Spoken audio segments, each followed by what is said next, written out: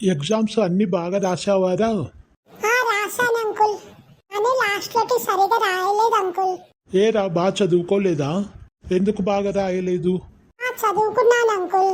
అయినా ఏందిరా, మీ స్కూల్ నుంచి మీ నాన్నకు ఫోన్ వచ్చింది. అప్పుడు మీ నాన్న పక్కనే నేను ఉన్నాను.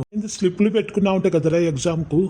పేపర్ లీక్ అయింది, బాగా నేర్చుకోవాలి కదా, మరి స్లిప్పులతో పని ఏముందిరా? స్కూల్ నుంచి ఫోన్ చేసి మీ నాన్నకు చెప్పారు. లాస్ట్ 2 పరీక్షలు రాయలేదంట కదరా, క్లాస్లో నుంచి బయటికి పంపించారంట కదా నిన్ను. మరి అడిగితేనేమో బాగా రాశాను, లాస్ట్ ఒకటి సరిగా రాయలేదు అని చెప్పావు. ఎందుకురా?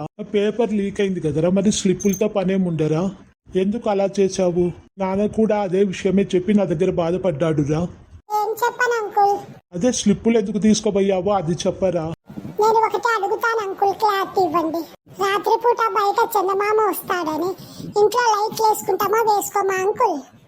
చందమామ వచ్చినా ఇంట్లో చీకటి ఎట్లా పోతుందిరా? లైట్లు వేసుకుంటాము. దీనికి నేను అడిగిన క్వశ్చన్ కి సంబంధం ఏందిరా? క్లారిటీ ఇస్తాను అంకుల్, ఒక నిమిషము. చెప్పరా. ఇప్పుడు చందమామ ఉన్న ఇంట్లో లైట్లు ఎలా వేసుకుంటాము, అలాగే పేపర్ లీక్ అయినా స్లిప్పులు తీసుకెళ్లాను, అది కనుక్కొని తిట్టి మా వాళ్ళు టీచర్స్ బయటికి పంపించి పరీక్ష రాయనివ్వలేదు అంకుల్ నన్ను.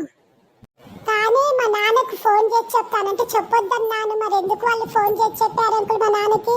ఎంతో జాగ్రత్తగా స్లిప్పులు పెట్టుకొని రాస్తున్నా కనుక్కున్నారు అంకుల్. అయితే మా నాన్నకు తెలిసిందా, ఇంటికి పోతే నాకు దెబ్బలు పడతాయి అంకుల్. మా నాన్నతో మీరే ఏదో నచ్చజెప్పి నన్ను కొట్టకుండా ఒప్పించి ఇంటికి వచ్చే లోపల ఏదో చెయ్యండి అంకుల్ మీరు. రే, ఇంకోసారి ఇలా స్లిప్పులు రాసుకునే పని చెయ్యొద్దురా. బాగా చదువుకో.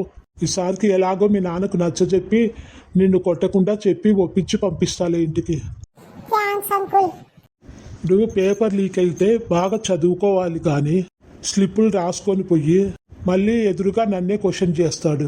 ఇది చందమామ ఉంటే లైట్ వేస్తారా వెయ్యారా అని అడుగుతాడు. ఏమన్నా సంబంధం ఉందా?